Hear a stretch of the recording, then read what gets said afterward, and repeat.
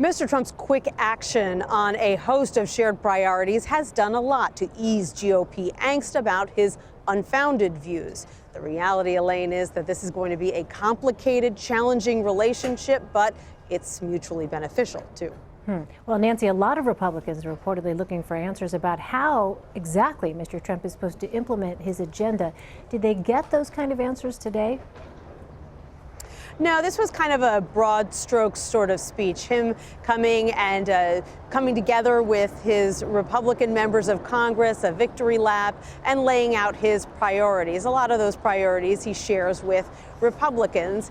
So it was just sort of laying out how he wants them to work quickly, because he's looking forward to signing that legislation that he talked about on the campaign trail and that they talked about as well. And we asked the Speaker of the House whether there is a lot of friction between Republicans on Capitol Hill and the White House over some of the more unorthodox views that are held by this president. And he said, no, by and large, we are all on the same page about the issues that we want to tackle. And, frankly, that's really true. And that's why they get frustrated when he does go off on these tangents, because they've got a very ambitious agenda, one that they share with him, and they don't want anything to get in the way of that. Yeah. Well, Nancy, there's a new report that suggests many of the executive orders the president has issued in his first week may be unworkable, unenforceable, or even illegal. Did any of the Republicans attending today's retreat express any concern about that with you?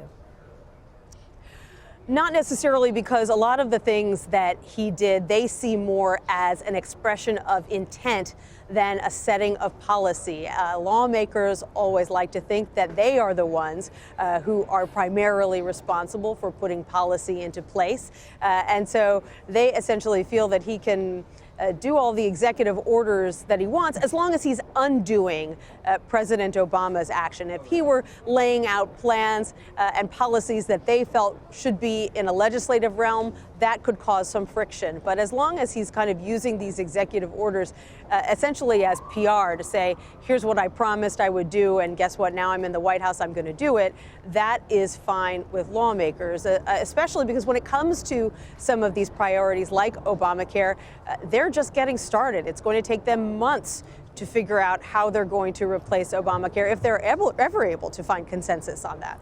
And Nancy, Mr. Trump was scheduled to take questions from senators and House members after his speech, but that didn't happen. Why not?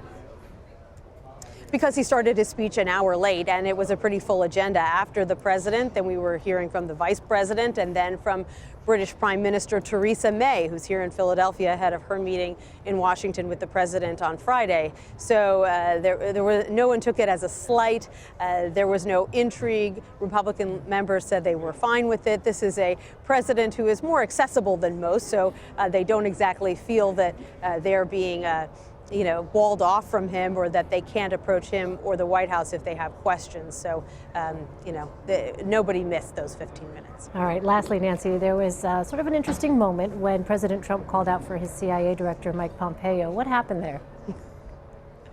Well, this is a retreat for all GOP lawmakers. And until last week, Mike Pompeo was a GOP lawmaker, a congressman from Kansas. And he isn't any longer. He is now at his office at the CIA because he has been sworn in as CIA director. But Mr. Trump appeared to forget that. And perhaps it's understandable. He does have a lot of cabinet nominees who are still waiting for confirmation. Several of them are in Congress and were at the retreat here in Philadelphia. But finally, after he said a couple of times, "Where's Mike? Where's Mike? Is he here? Why isn't he here?" Finally, a lawmaker had to shout out, he's working at the CIA, and probably didn't want to take a break his fourth day on the job. All right. Nancy Cortez in Philadelphia. Nancy, thank you. You're welcome.